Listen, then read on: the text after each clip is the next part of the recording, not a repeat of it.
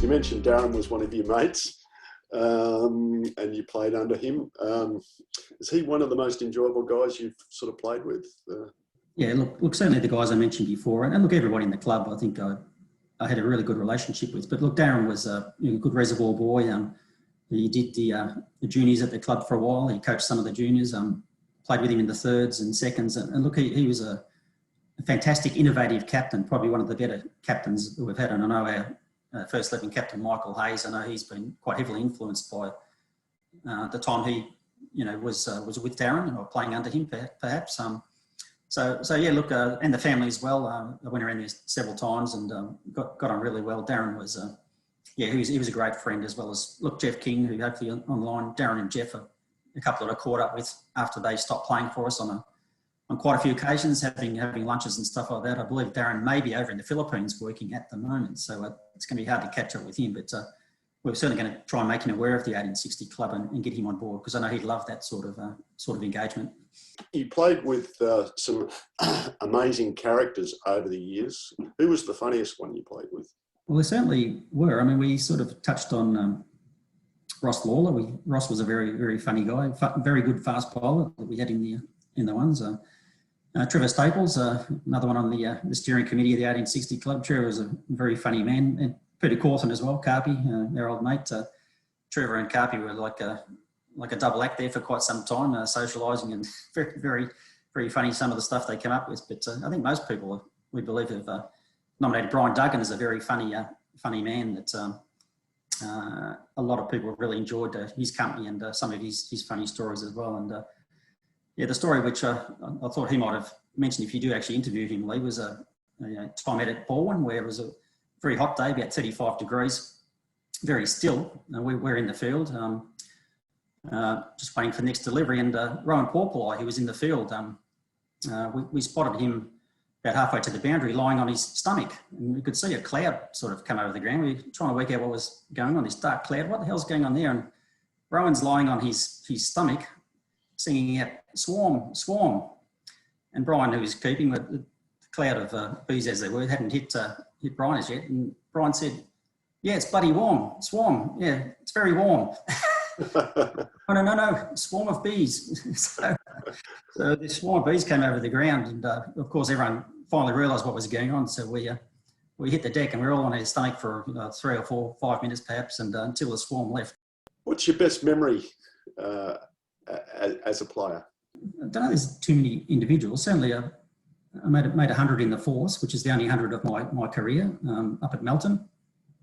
Look, I made an 80 as well, 80 against Coburg in the first. But look, my main memories of just being part of the club, being part of the group, and how lucky I was to play alongside some of the big names. I've mentioned the local big names in my view who came through the club from pretty much the Epping train line, the guys that would come down, which doesn't happen these days, and we do have to work a lot harder to get our young kids through the club. But look, playing alongside likes of Ravi Ratnayaka, Brian Porpeleye, Wayne Robinson, Ronnie Brentnell was fantastic. Even to this day, we all love Ron. Killer, Neil Kirkpatrick, John Berricree was a fantastic bowler. Eddie Rutenfels, of course. Eddie was obviously a legend of the club long before I got to the club, and during that period he was fantastic. Jeremy Lloyds, English county guy who went on to umpire a test match at the MCG. I believe he umpired one of the Christmas Boxing Day tests. Mark Alleyne, who was also played a few one-day internationals for England, and Greg Hopper, of course. Hobbs came down to the club and had that magic touch, and that everything seemed to gel when Greg arrived, and again the premierships and the good times followed. So look, that period, as I say, seconds and first, we're in the finals on so many occasions. It was just a fantastic environment to be in, and that's probably my biggest memory and gratitude to the club, Lee, I suppose, for that period. You've been with the club for so long. What do you actually love about the club? Oh, look, I'm just a big advocate for team sport. I think it's very good for young guys, good for the disciplines, particularly at a good level of cricket like Preston is.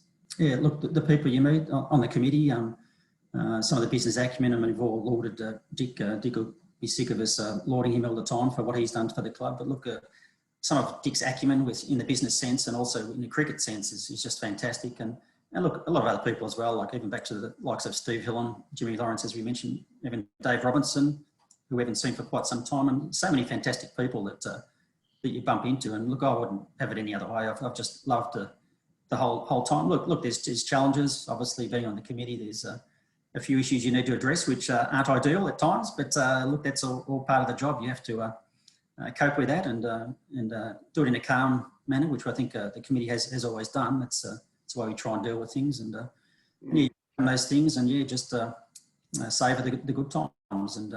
And looking forward, I can only see more better times with the things like the 1860 Club, and it's yourself, the job you're doing is fantastic, Lee. So, look, I couldn't be happy with the last 40 odd years. And actually, another name I forgot to mention was Bill Muir.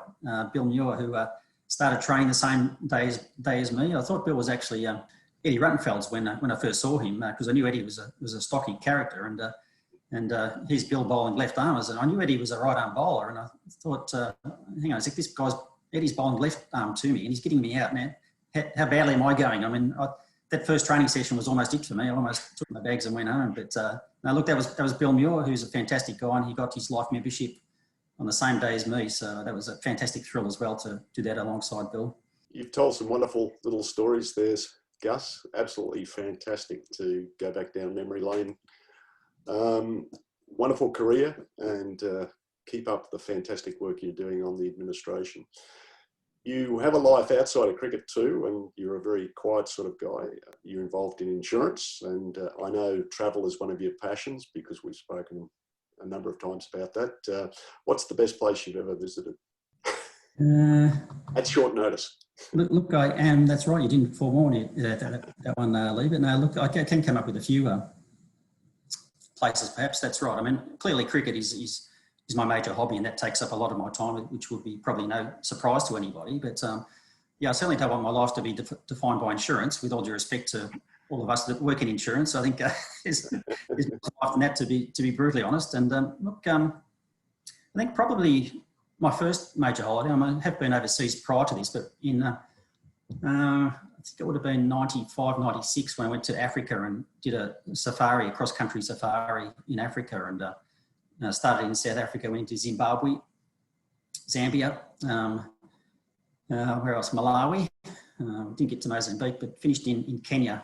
I think there might have been another country in there somewhere as well. And that was, that was fantastic. I mean, there's no regulations. Anything goes on some of those safaris. Standing on the side of a jeep, trying to take a picture of an elephant that was about 4 metres away, sort of shaking its head and waving its trunk at me. I don't know that I'll be doing that in hindsight, but there's so many stories from that first holiday. And look, I've been very lucky to travel to other places as well, like Peru in South America, Iceland, which is my latest holiday. Iceland's a fantastic place to go to.